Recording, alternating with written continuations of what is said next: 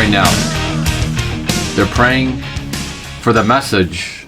There's at least one of these days when we do the live stream, we're going to put the audience on the live stream. Somehow there's got to be a way to do that.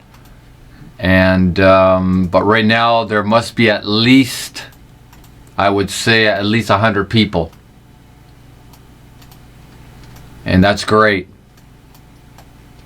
So we thank God for this. We thank God for the technology that we can use it for His kingdom. And this is one of my newest contacts in Pakistan. And a lot of women, a lot of children. That's typical in Pakistan. I think there's always more women and children involved in church activity than there are men. But there are some men. And we'll just keep on this teaching here that we'll be doing this morning. And I have a rule of thumb too. If the internet does cut out for good, I do the teaching anyhow. And then of course, we do the live teaching. We've got the OBS with the images. And what we do is, of course, we always make a video out of that for YouTube. And we post it on Facebook and Twitter and LinkedIn, Instagram. So it's not a waste of time. But so this teaching today, and I may have to repeat myself once they come back with the internet. The teaching today is, first of all, this is with Missionary Prize Bible School of Pakistan in association with Christ Vision Ministry. This is under the playlist of Operation Outreach. This is out of Faisalabad, Pakistan, Asia. Today we are the 15th of October. Here we are roughly, we're going on 11 a.m. And for them, their time is, there's a 9-hour difference. So over there, they're going on 11 p.m. 8 p.m. 8 p.m.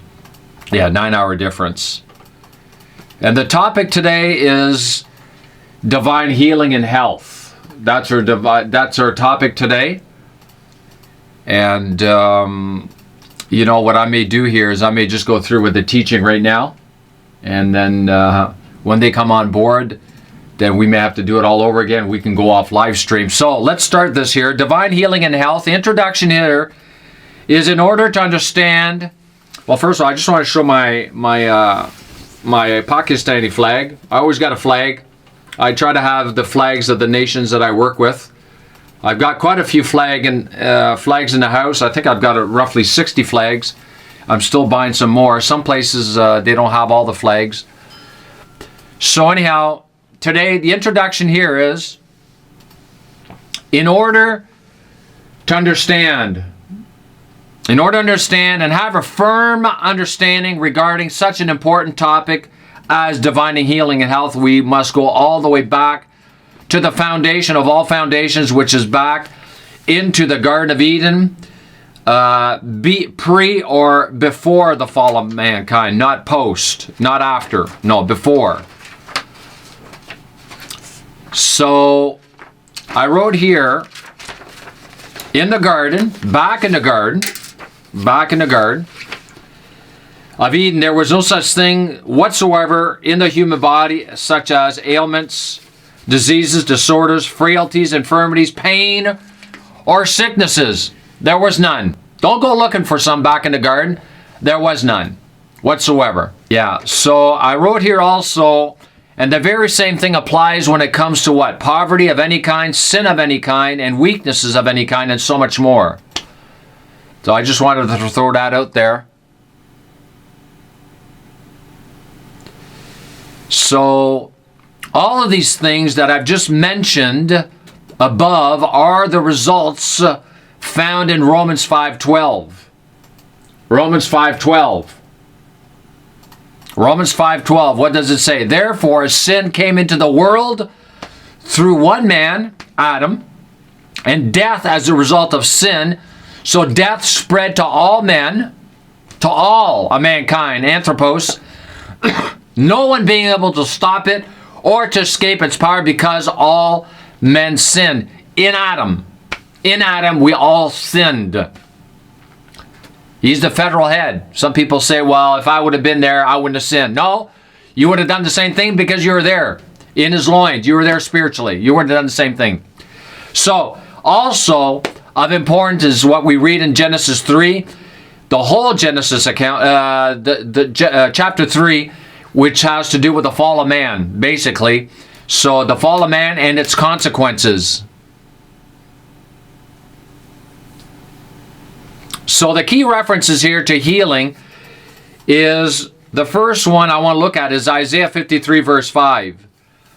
But he was wounded for our transgressions, he was bruised for our guilt and iniquities. The chastisement needful to obtain peace and well-being for us was upon him, and with the stripes that wounded him we are healed and made whole.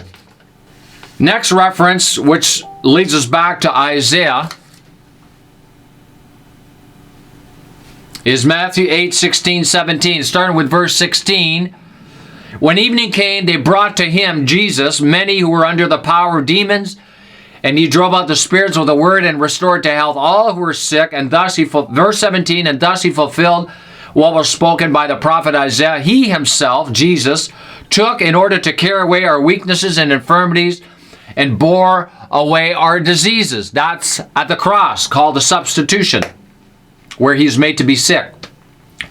1 Peter 2:24, he personally bore our sins in his own body on the tree as on an altar, and offered himself on it, that we might die, cease to exist to sin, and live to righteousness.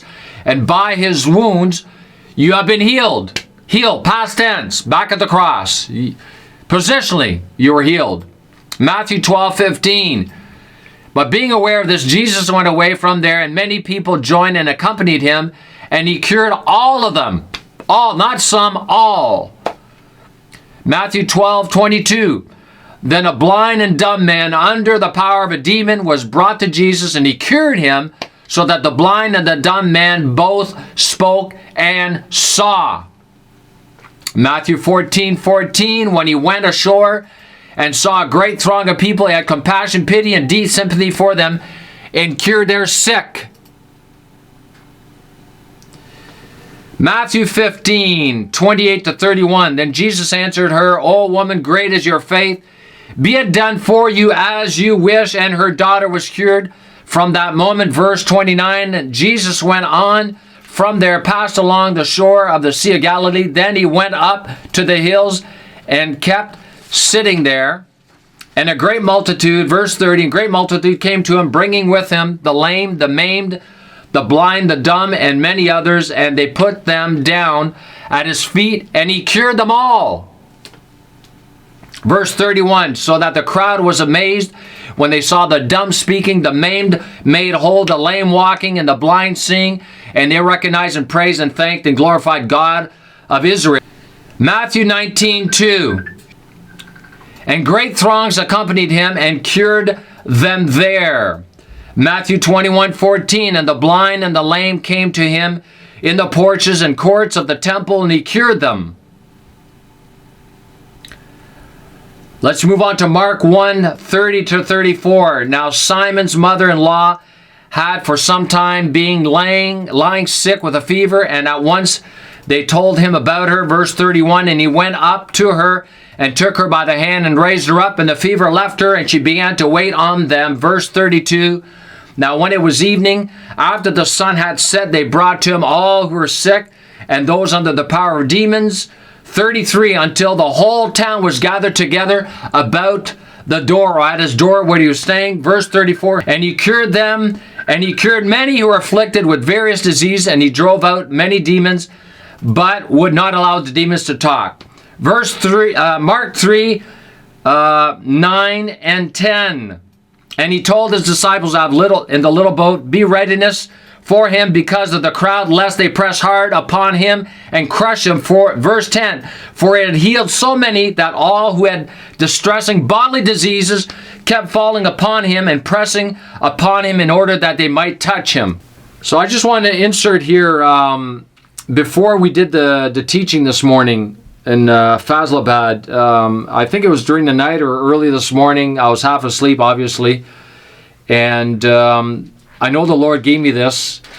And I didn't really get to share it in the actual live stream, but we're put it on the video because and it was just to confirm what we were doing this morning. So it added to what we were doing.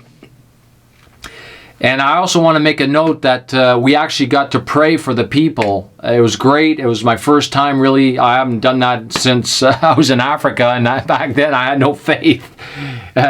Joseph asked me to pray for the people, and I knew that I had hardly any faith in my heart, so I didn't really want to do it, but I didn't want to say no.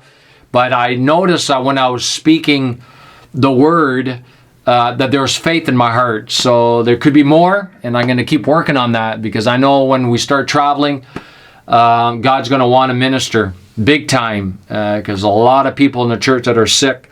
So here in Proverbs, this is what the Lord gave me this morning, Proverbs 4, Proverbs 4, verse 20 to 22. This is some of my favorite verses concerning healing. For a reason. It says here, my son or daughter, my sons and daughters, attend to my words, consent and submit to my sayings, not man's words, but his words, his sayings. Let them not depart from your sight. That's a big one right there. Your eyes. Keep your eyes on the word. Keep your ears on the word. Keep them in the center of your heart.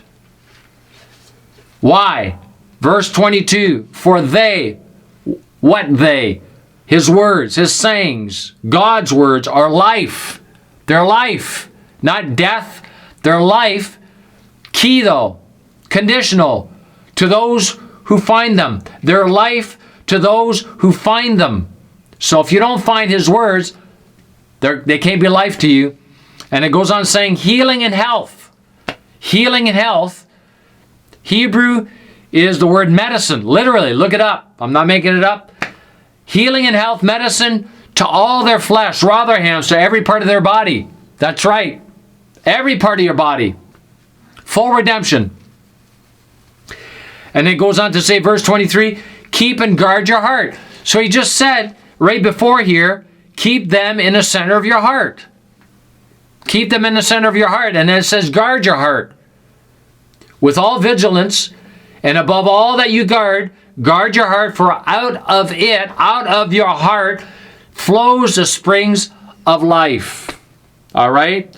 And we know that because of Mark 4, 19, it says, a desire for other things creeps in. Where? Into your heart, choking the word. That's why you got to guard your heart. Amen.